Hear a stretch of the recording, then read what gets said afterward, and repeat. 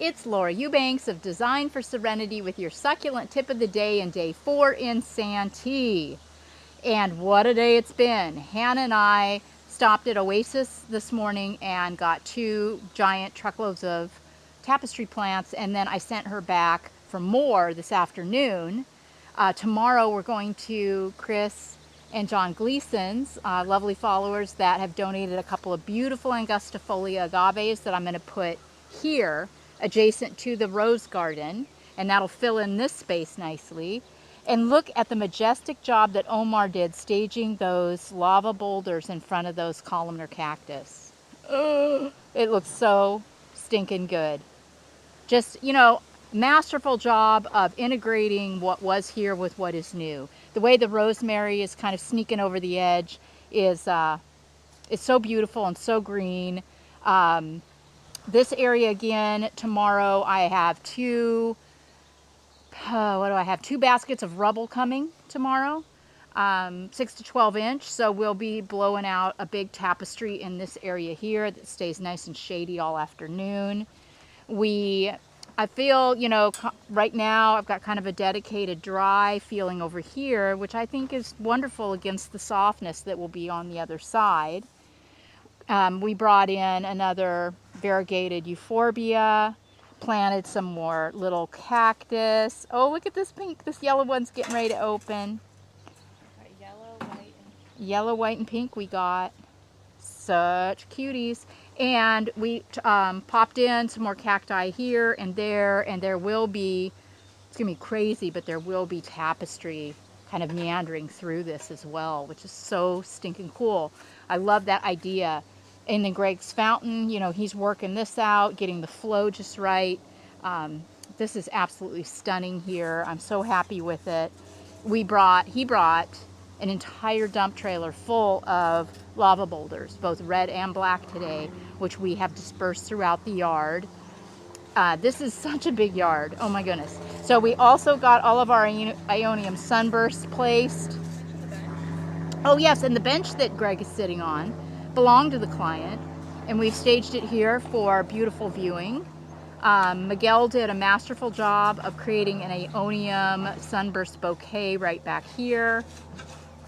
The guys are in the process now of sinking plants, putting rings around plants, getting the area here prepped for our flagstone path. Bouquet of Aeonium sunburst. We got some beautiful Camerooniis at Oasis today as well. And I got a Spiralis back there that I think is going to be really happy and grow quite rapidly in the shade against that blank wall. It's going to be columnar and very pretty. And one of these cool new yuccas that's purple. We like purple plants. And then here's the flagstone that we're going to use. It's gorgeous. I'm thrilled with it. Greg will pick up a few tons of that tomorrow for our big, giant, beautiful path. And look at our sun goddess, still all in full flower. These flowers have been going strong for 3 days, and there are more coming. You will notice too, as we work our way forward out here, I've added tapestry areas, pops of color throughout the garden space. I'm going to be continuing to do that tomorrow as well. The sedums and the graptive sedums and the sedivarias are tough, and the cotyledons. So I think they'll tolerate the sun just fine. I mean, her potted graptos have done fine. So yeah. That combination of the Euphorbia millii. Oh yeah, the Euphorbia millii ready red against the Pachypodium lomerii is very nice. It's not a Pachypodium. It is an Aluaudia procera, thank you. And then I did a little tapestry. What inspired me was I was looking for shade. So I did a little tapestry under the Draco. And then I thought, well, I really want to do a little tapestry in the back under the Bainsii, thinking, well, it'll, eventually provide shade. And in the meantime, I really think those little plants will do fine. So there will be other areas, like maybe around the Plicatillus. I don't know. We did blow out this area a little more too. We're starting to add more plant material in here to make it more colorful. And Hannah did a gorgeous tapestry under the shade of the crepe myrtle tree, all the way from stem to stern, all the way over to the crassula. And that's So stinking pretty. Some of you were concerned about the crepe myrtle. Don't be.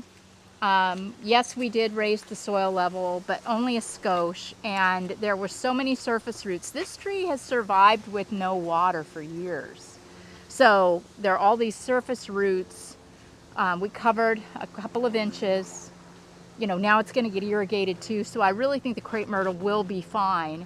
And you know, if it doesn't survive, off with its head. It's here out of the goodness of my heart because it's fairly nice, but I would love nothing of an excuse to put a Draco out here or some other succulent tree, so whatever. Mel spent most of the day completing the barrel colony. What an incredibly amazing job he did. This is a lot harder than you would think to get the balance just right, because what we have here is a long rectangular expanse that he has put so much movement into, and it doesn't look straight anymore. Now there's elevation and visual interest. So he added more barrels today and boulders, more of the lava boulders that Greg brought in. And then he went through and he trenched the entire area so that when we add our top dressing rock, the rock won't, you know, run off into the sidewalk. So this is going to be really pretty. I would have loved to have done a burgundy out here, but I can't because of the crepe myrtle. It just looked a hot mess. So we will just do our chamois beige out here and call it a day. So, you know, I mean, we're just trucking right along. Tomorrow Greg will start the lights. There's going to be exterior, low voltage exterior luminance on this installation too. So yeah, Hannah and I will keep working on tapestry. The guys will keep working on irrigation. We'll be burying and stapling lines. Like I said, I have 2 baskets of rubble coming, which is going to have to be slung all around as well. We'll be bringing in a lot more tapestry plants. And by end of business Saturday, we should be good to go. So thank you all for your wonderful comments and for following. Remember to register for the Succulent Tapestry 101 2.0 on April 20th at 11 a.m. Pacific Standard Time. Hope to see you guys there. Go to lauraeubanks.com to register or to learn more about it. This is happening. It's happening very soon. Maybe tomorrow we'll get some flowers out of this girl. In the meantime, everybody, have a wonderful, wonderful rest of your day. This has been Laura Eubanks of Design for Serenity reporting on day 4 of our 6-day in Santee with your succulent tip of the day. Bye, guys.